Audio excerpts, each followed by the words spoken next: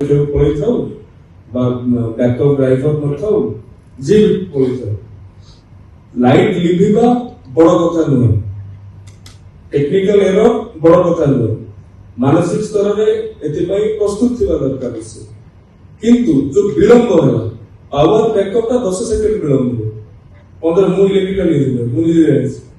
आपण डीजी रो देइथिबे आपण main line रो देइथिबे switch टा होची 15 सेकंड स्विच टा होची 30 सेकंड 5 मिनिट 20 मिनिट 25 मिनिट काइछि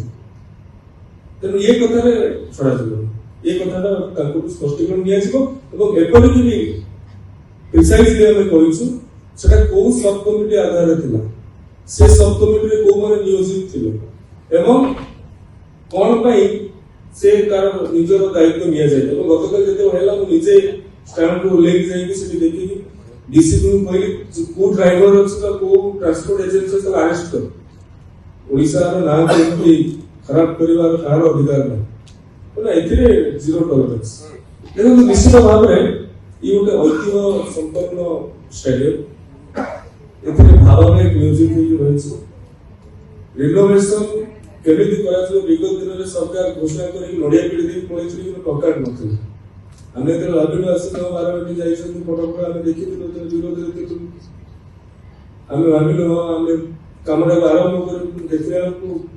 अमर घर सुनो तेणु से कथा तो नहीं आमे किसी कहबू ता पूर्व